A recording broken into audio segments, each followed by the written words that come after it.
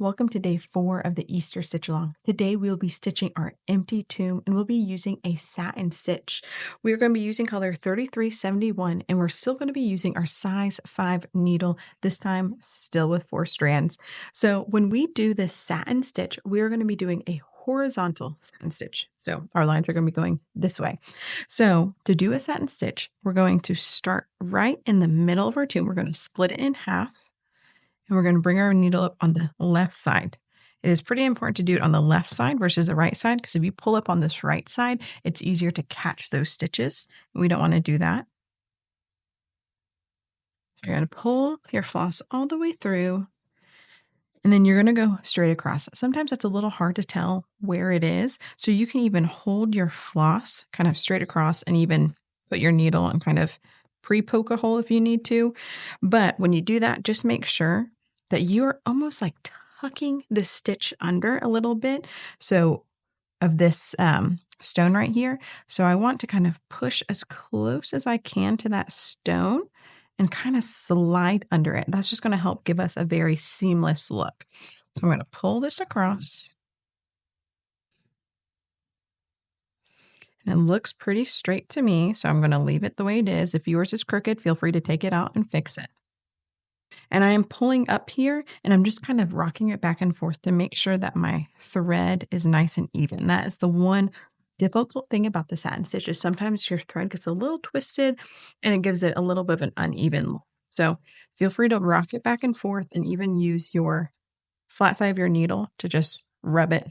Now you can either move up or down, but we're going to be doing the same thing over and over and over again until we have filled it in. So if you work your way up, once you're done, you're going to come right back here to the middle and work your way down. We're going to continue doing the satin stitch. We're either going to move up or down. It's your preference, whichever you want to do. If you go up, once you get to the top, just come down, start in the middle again, and work your way down. Now I'm going to do a few stitches here with you. You do want to make sure these stitches are pretty close together. Now this first stitch, there's a knot obviously right there from when we pulled our floss through. I'm going to kind of hold it with my finger off to the side so I don't hit it. And so it allows me to get as close as possible. I do find it pretty helpful with this satin stitch to move my hoop more so that the lines are going vertical for me, just because it helps me really keep an eye on things going straight. So I might do that here in just a second. I'm going to try and tuck it under there.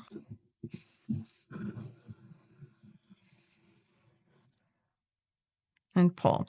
Now just make sure you're following this line, because as you follow that line, you're obviously going to be getting shorter and shorter stitches, and that's what's going to help give you that curved look.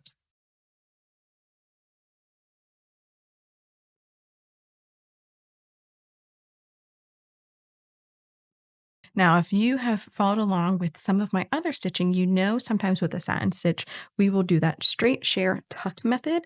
That is not needed for this tomb, just because we have the same, for the most part, the same size on this side as we do this side. So there's just no need to be sharing or tucking any of your stitches.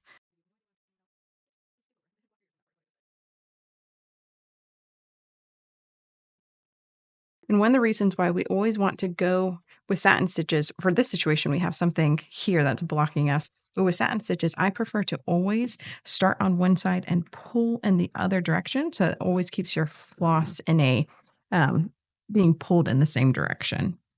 Did I say floss? I meant your fabric. You don't want your fabric being tugged to the left and to the right. All right, so I'm going to turn my hoop a little bit and fast forward the rest of this, and I'll come back at the end to give you any information you might need for tomorrow's stitching.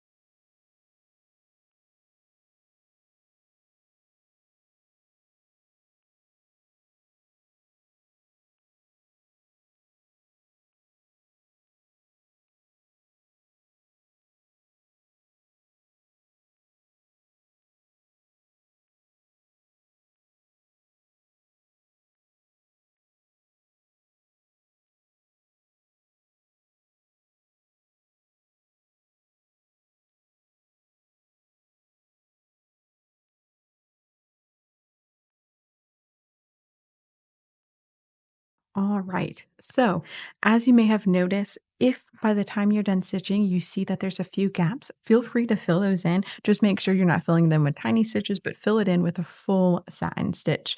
One other thing to note is at the very top and at the very bottom, you're not going to go all the way over. Your stitches start right here. You can see, let's see if I can get my needle. Right here, it started right here and it ended right here. Okay, because you have to be able to taper it down in order to make that nice curve. So just keep that in mind while stitching. But that's it for today. We will come back tomorrow and start working on the first half of our tomb. See you then.